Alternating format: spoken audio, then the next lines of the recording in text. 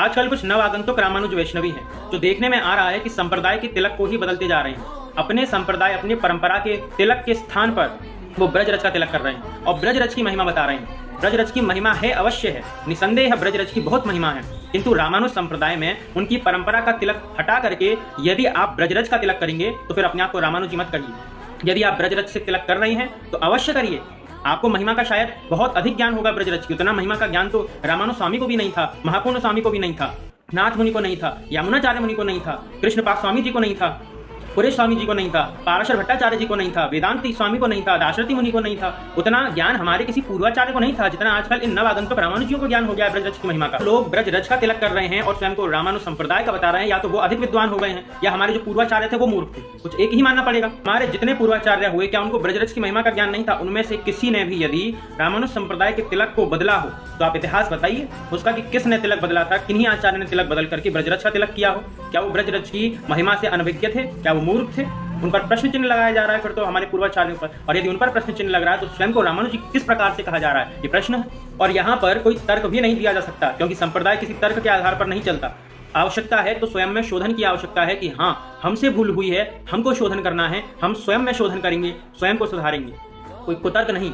कोई रामानुज संप्रदाय में दीक्षित होकर के अन्य संप्रदाय के नियमों का आचरण करता है तो वो व्यक्ति उसी प्रकार से है जिस प्रकार से कोई स्त्री पराय पुरुष में आसक्त हो जाए और कोई पुरुष पराई नारी में आसक्त हो जाए और सोचे कि हम अपना कल्याण कर लेंगे इससे। वस्तुतः उनकी होनी दुर्गति ही है। इसीलिए संभल करके चलना चाहिए। हम जिस संप्रदाय में हैं उसके नियमों का पालन करें और यदि कहीं हमसे भूल या चूक हो रही है तो तर्कों के आधार पर उसको सही सिद्ध करने का प्रयास ना करें। कम से कम इतना करें कि ये गलती हमसे हुई है, इतने अंश में हम शोधन अवश्य करेंगे अपने आप। हमारी श्री परंपरा में, हमारी रामानुज परंपरा में जो तिलक लगाया जाता है वो केवल और केवल तिरुमन से लगाया जाता है, यानी जो उत्तर भारत में जिसे हम पासे के नाम से जानते हैं, जो दास के मस्तिष्क पर लगा हुआ है। इस सफ़ेद जो लाइन है और जो नीचे आसन लगा हुआ है, नीचे कमलासन है, भगवान के पद चिन्ह है, ये केवल और केवल तिरुमन से लगाए जाते हैं। ऐसा ही पूर्वाचार्यों का नियम है, ऐसा ही पूर्वाचार्यों ने कहा है। उसमें स्वयं से कुछ इम्प्रोवाइज करके स्वयं के भावों को प्रधानता देकर पूर्वाचार्यों की आज्ञा का उल्लंघन करना, अपने भावों को प्रधान करना, वो भी गलत है। आपका भाव ब्रज के प्रति है, आपका भाव श्री धाम वृंदावन के प्रति है, वो परम वंदनीय है। आपके भावों का वहाँ यहाँ तिरस्कार नहीं किया जा रहा है या आपके भाव की निंदा नहीं कर रहे हैं। पर यदि भाव प्रधान ही कर देंगे तो माफ कीजिएगा तो संप्रदाय का कुछ नहीं होगा। फिर आप स्वयं को एक मनमुखी वैष्णव कह लीजिए, आप स्वच्छंद वैष्णव कहिए, आप अपने आप को एक अमुक परंपरा से जोड़ना बंद कर दीजिए। रामानुजाचार्य जी से कहीं गलती हो गई थी तो उसको हम आज 2025 में, जो हजारों वर्ष पूर्व नहीं हो पाया श्री परंपरा में, वो आज हम 2025 में अमुक महीने में, अमुक मास में, इस स्थिति में, इस नक्षत्र में हम इम्प्रोवाइज कर रहे हैं।